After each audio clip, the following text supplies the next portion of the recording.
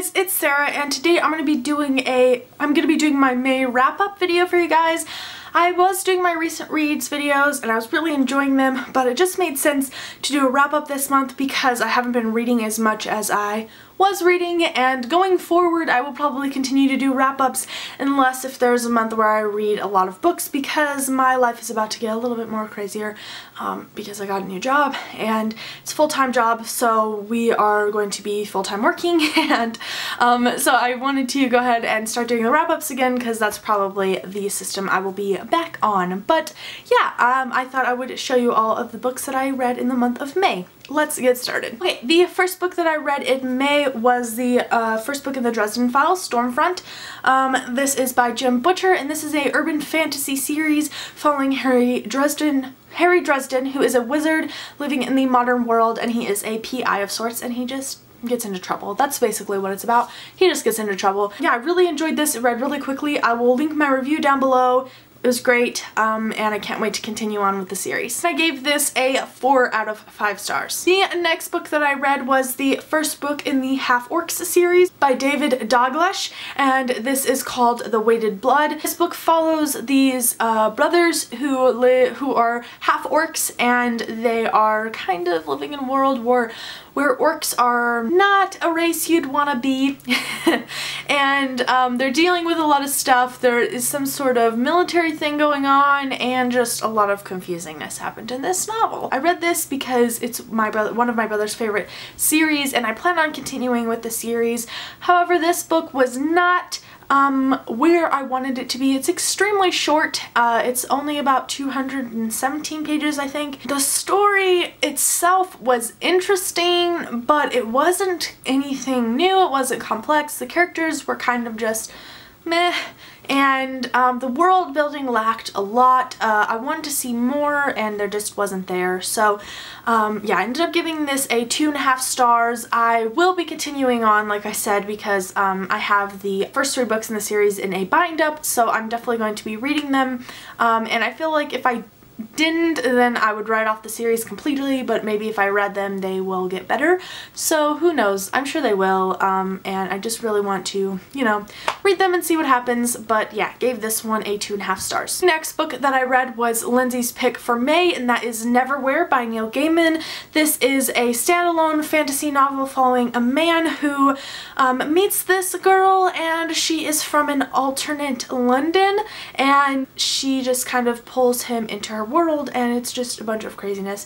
It was really good. I really like Neil Gaiman. I listened to the audiobook of it and it was amazing. Neil Gaiman narrates it himself. It was really fascinating, the audiobook. There was a few things where, like, if he was talking on the phone it sounded a little bit muffled, or if he's in a cave it sounded like he was in a cave, and it was just really cool. I think the production of it was a lot of fun, and the story was pretty good as well. The characters are really funny, just humorous things ensued. The fantasy world was pretty cool. And yeah, overall I enjoyed it. I gave it a 4 out of 5 stars, and I'm going to obviously be continuing on with Neil Gaiman's books because he's Neil Gaiman and I have to. The next one that I read was Ride Steady by Kristen Ashley. This is an ARC copy that I got from the publisher, and this comes out in June. I think it's either June 30th or June something or another.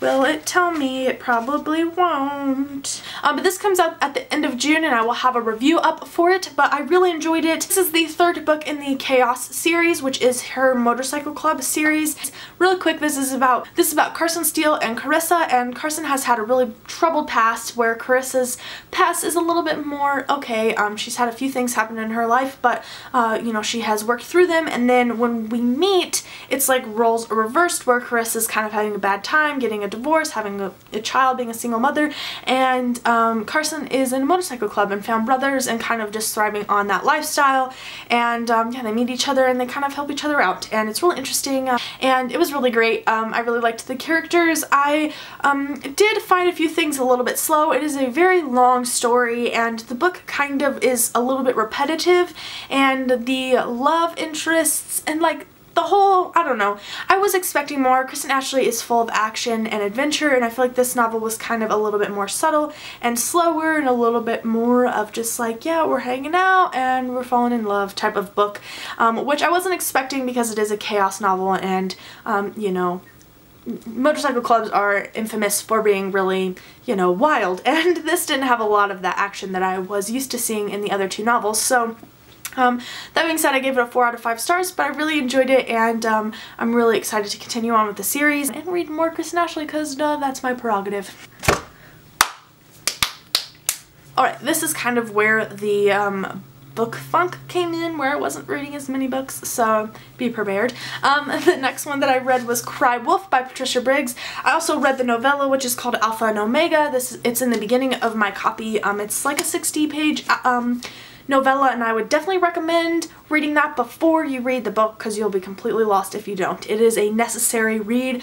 The author goes into why it was written and why the story needs that novella in here, but yeah, highly recommend. Actually, you should. I'm making you read. If you're going to read this series, you gotta read the novella first. Read it first. And if you're confused about the series, then read the novella, because it'll all make sense. Basically, this follows Anna, and she is a newly turned werewolf, and then some issues are going on in her pack, and she contacts the major pack, who kind of like rules the werewolves, I guess, who kind of has, yeah, he's the oldest member of the werewolf society or whatever, and he sends out his son to come and fix the problem that's going on, and then, you know, relationship happens and craziness happens, and this book was, oh my gosh, this book was action-packed. I wasn't expecting it.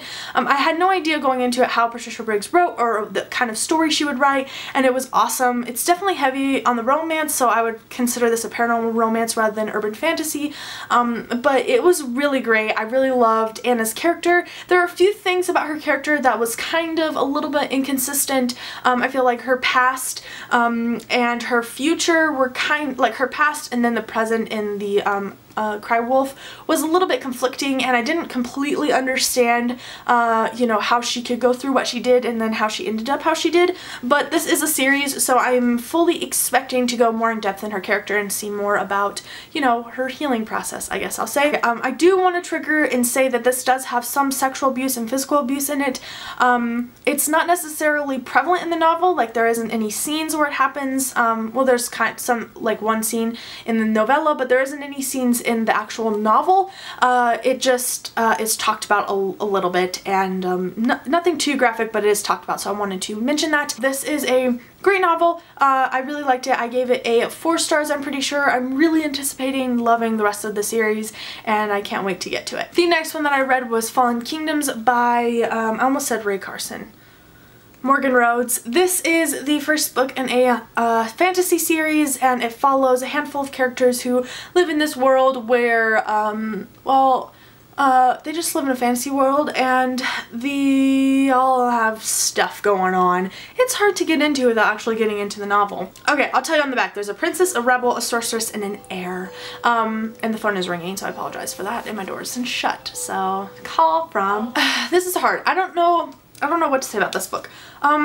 Basically, I enjoyed the first like 50 to 100 pages of this book. I liked the setup. I wasn't super impressed with it, but then after that, the characters started to become really annoying and whiny. I felt like we were in this fantasy, you know, world, but we didn't really know the rules of the world. I really just had really major issues with it. I just did. I don't know. It's definitely not a book that I would consider, you know, the most well written. I just had some issues with it. I felt like the world was inconsistent, and I felt like there wasn't a lot of rules to it. We were just kind of showing the landscape of a fantasy, not really the actual world building of a fantasy novel. And like I said, I felt the characters were really annoying. I just didn't connect with any of them. I didn't really care about any of them. There's a ton of tropes in here that just kind of had me rolling my eyes, and it wasn't my favorite. I gave it a 3 out of 5 stars. I will be continuing on with the series because I do want to see how it gets better, and I've heard that the first book's okay and then the rest of the books get better, so I definitely want to see that, but I don't know if I am, you know, into this type of fantasy. I feel like it does have its own feel to it. I don't know. We'll see what happens, but I will be continuing on with Rebel Spring because, yeah, I just feel like, you know, it would be a good option for me, plus I own it. Okay, now we're hitting the absolute rock bottom of my funk and moving on to finishing books again. The next one that I have is Thieftaker by D.B. Jackson. This book was really interesting. It is centered around this man who is a conjurer, which means he can create magic basically, and he lives in the 1700s of Boston, and in that time, that's revolutionary, American Revolutionary. This has a little bit of a you know, more magical side of that time period where witches were not. That's what witches were. So there was a lot of intrigue with that and how the actual main character, Ethan, was dealing with being, you know, a magic user in a world where magic is not okay, or was definitely condemnable by death. So yeah, but that is besides the point. A thief-taker in this world is a person who figures out mysteries where thieving was involved. So my eye is like itching and there's a piece of hair that is itching it over and over. It's like tickling it. So basically if any type of jewelry or anything like that is taken, then you'd go to a thief-taker so they can retrieve it back. And yeah, and this particular thief-taker is not necessarily the highest thief-taker that there can be. You know, there is so much going on in this novel, so many political things that are going on regarding the thief-taker industry. I'm gonna call it that, it's not really an industry.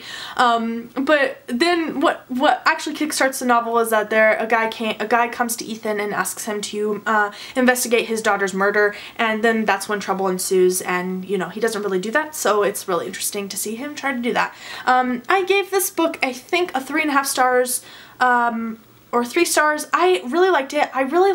Okay, the thing is like I really love the atmosphere, I really love the world, but I felt like it was really slow moving, and like the writing style was just kind of straightforward and just kind of like I needed breaks a lot, and it took a while for me to get through it, but I'm continuing on with the series. I really love the time period. I really love, you know, the magical aspect and the political things that are going on, and just, I don't know, I feel like it could be a really great novel, and I'm hoping the author improves on a few things, and yeah, I am really excited to continue on. And the last book that I want to mention is Emperor's Blades by Brian Stevanley. This is the first book in a series. Yeah, it's called something. Chronicle of the Yunhuan. Okay, so this is a series, and it follows 3 siblings who are all in different parts of the world, and they are learning different trades, I guess, and their dad is the emperor, and then, you know, things happen, trouble happens where the dad dies, I'm pretty sure, yeah, where the emperor dies, and so, you know, the siblings are trying to deal with that. Really interesting. I am about 100 pages into this, and why I wanted to mention it is because I will probably be finishing it before the end of the month, but I'm not 100% sure. I have so many books that I'm behind on, so we'll see. But yeah, I'm definitely enjoying this. It's really cool. The writing style is really cool. It's a little bit slower.